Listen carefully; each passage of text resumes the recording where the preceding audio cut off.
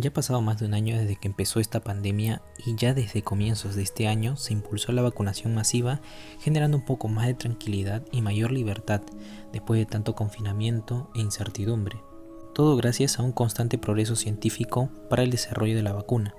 Pero así como hay una masiva vacunación, también la hay de desinformación, que van desde la implantación de microchips por medio de las vacunas, que el COVID dicen que te vuelve estéril, hasta el punto de que la vacuna modifica el ADN humano.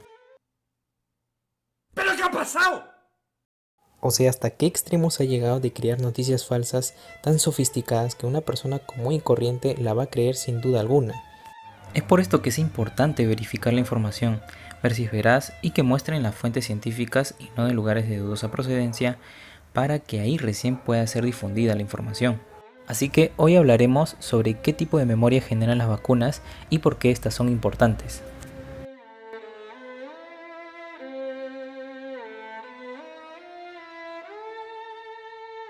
Desde hace siglos atrás, exactamente en el siglo XII, hubo una enfermedad que fue descrita en China e incluso hace 1000 años antes de Cristo en antiguos textos sánscritos de la India. La viruela, que sin duda dejó un trazo inconfundible en la historia. Sus pasos titánicos conllevaron devastadoras consecuencias. Y no fue así hasta que en 1796 se llevó a cabo el experimento por quien es considerado hoy en día el padre de la vacunación, Edward Jenner, quien fue un médico rural inglés. Primero lo que hizo Jenner fue inocular a un niño de 8 años llamado James Fitz con material de una pústula de una nodriza enferma. Semanas después lo inoculó nuevamente con el material de una lesión producida por viruela y por más increíble que fuese en ese momento, el niño no contrajo la viruela. Había sido un éxito la inoculación con la vacuna. Desde aquí, Jenner llamó al proceso vacunación, nombre derivado del ganado vacuno.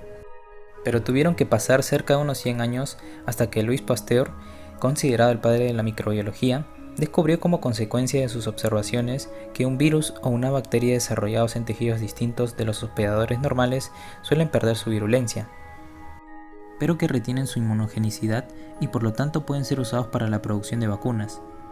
El descubrimiento de Pasteur constituyó la base de la mayoría de vacunas modernas como de la difteria, sarampión y poliomielitis, y no fue hasta que en 1973 la OMS lanzó la producción masiva de vacunas, en donde se había realizado una extensiva búsqueda que consistía en detectar cada caso nuevo y vacunar a todas las personas expuestas. Y no fue hasta 1980 en donde se erradicó a nivel mundial esta enfermedad que tan solo en el siglo XX se había llevado la vida de más de 300 millones de personas. Aquí es donde radica la importancia de las vacunas, y es por ello que aún más importante es conocer lo que generan.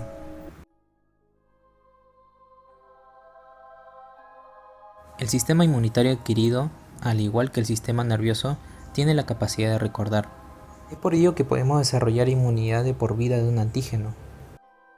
Aunque en realidad no es la totalidad del microorganismo, célula o macromolécula extraña la responsable de la respuesta inmunitaria.